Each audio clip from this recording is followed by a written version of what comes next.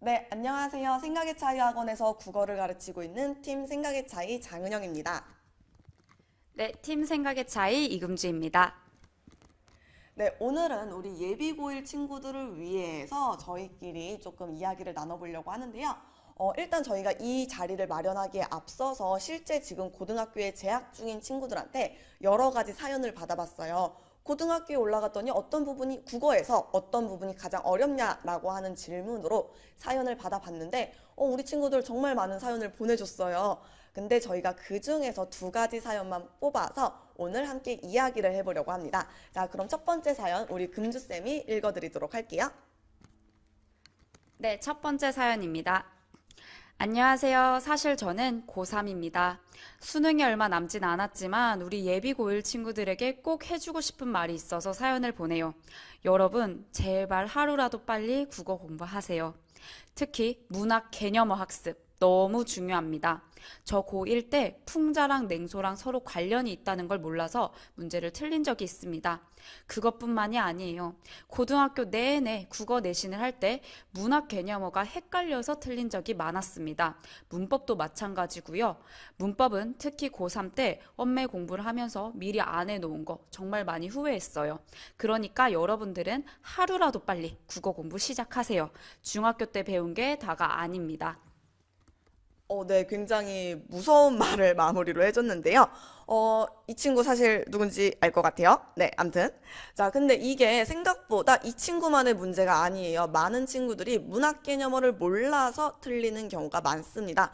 실제로 2년 전쯤에 모 고등학교에서 문학 작품에 반복법이 쓰였는지 아닌지 찾아보세요. 라는 문제가 나온 적이 있었어요. 금주쌤, 혹시 반복법 하면 몇 번 반복돼야 반복법이라 생각하세요? 근데 반복법은 두 번만 반복돼도 반복법이죠. 네, 맞아요. 사실 두 번만 반복해도 반복법인데 우리 친구들은 반복법을 장황하게 생각을 해요. 그래서 두 번이 아니라 한 세 번 이상쯤 반복돼야 반복법이다 라고 오해를 많이 하더라고요. 굉장히 안타깝고 아쉬운 이야기죠. 혹시 금주쌤은 아이들 가르치시면서 이런 경험 있으셨을까요? 네, 이런 경험 정말 많은데요. 특히 학생들이 공부를 정말 열심히 하는데 시험 점수가 잘 안 나오는 경우들이 있잖아요. 그런 경우들을 왜 그런가 하고 살펴보니까 학생들이 개별적으로 공부를 하다 보면 스스로 공부를 할 때는 각 작품에 쓰인 표현법을 각각 공부를 하고 암기를 합니다. 뭐 예를 들면 이 작품에는 직유법이 사용됐다, 은유법이 사용됐다, 의인법이 사용됐다. 따로따로 공부를 하고 암기를 하는 건 잘합니다. 여기까지는 잘 했는데 시험 문제는 사실 이런 표현법이 대놓고 명시되는 게 아니라 비유적 표현을 활용하고 있다 이렇게 변형되는 경우가 많거든요. 사실 비유적 표현 아래 다양한 하위 개념들이 있기 때문에 직유법, 은유법, 의인법이 사용된 게 결국 비유적 표현을 활용했다라는 말로 변형될 수 있는데 학생들은 은유, 의인, 직유 이런 개념어들만 기억을 하고 있으니까 다른 말로 변형이 됐을 때 잘 찾지 못하더라고요. 그래서 공부를 할 때 개별적인 공부도 중요하지만 결국 큰 틀을 보는 공부가 중요하다고 생각을 합니다. 네, 그래서 저희 팀 생각의 차이에서는 우리 친구들이 문학 개념을 조금 더 꼼꼼하게 공부할 수 있도록 먼저 큰 틀을 조망하려고 해요. 큰 틀을 조망한 다음에 각각의 개념어들을 충분히 학습하고 이 개념어들을 문학 작품에 직접 적용해 보는 연습. 더 나아가서는 문학 작품에 있는 개념어들을 도출하는 연습까지 함께 하려고 합니다. 사실 이게 혼자서 하기에는 어려운 부분들이 좀 많아요.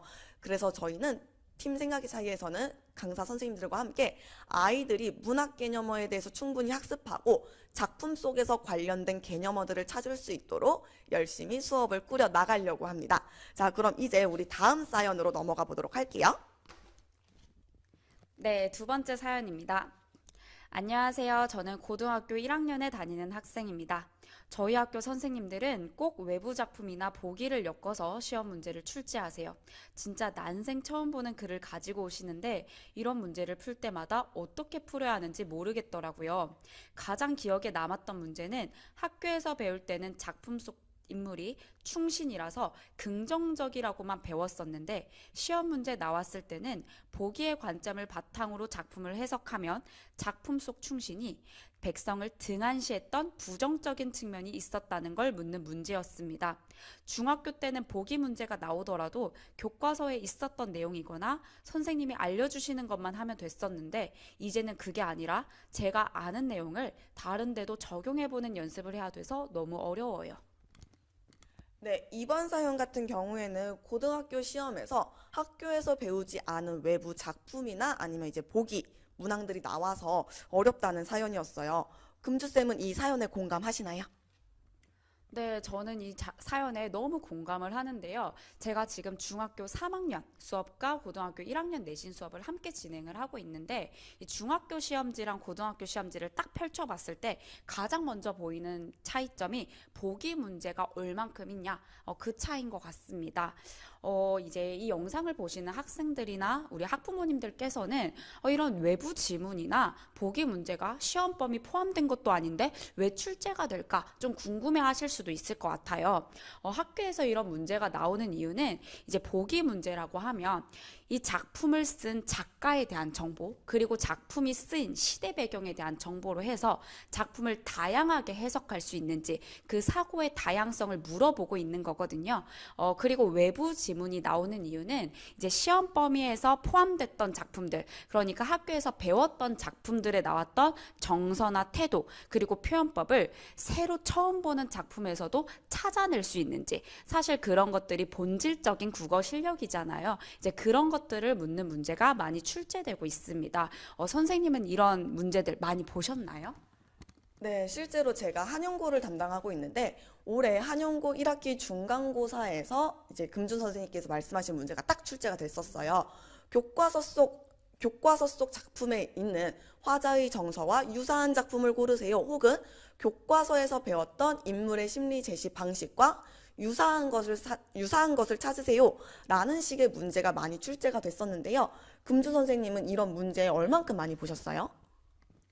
네, 저는 지금 여고들을 담당하고 있는데요. 우리 딱 강동구에 있는 상일여고, 명일여고에서는 이 두 학교 모두 외부 지문을 정말 많이 출제를 하고 있습니다. 특히 이제 학생들이 워낙 외부 지문에 대한 감상 능력도 점점 잘 하다 보니까 외부 지문에 대한 단독 문제가 출제될 정도로 외부 지문을 많이 활용하고 있습니다.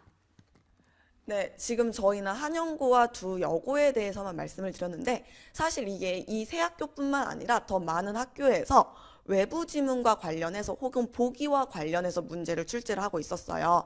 우리 친구들이 처음 시험에서 이런 문제를 만나고 나면은 그 다음 시험을 어떻게 준비하냐면은 교과서와 관련된 모든 외부 작품을 내가 다 볼 거야 라는 마인드로 공부를 하기 시작을 하더라고요. 혹은 보기? 그럼 나는 보기를 다 찾아볼 거야 라는 식으로 공부를 하는데 사실 이게 시간 낭비도 많이 되고 우리 친구들 많이 괴롭게 하는 부분이기도 하죠. 자, 그러면은 이런 문제가 나왔을 때 저희가 어떻게 대비를 해야 하느냐? 문학 작품을 감상하는 기본 원리를 학습을 하면 됩니다.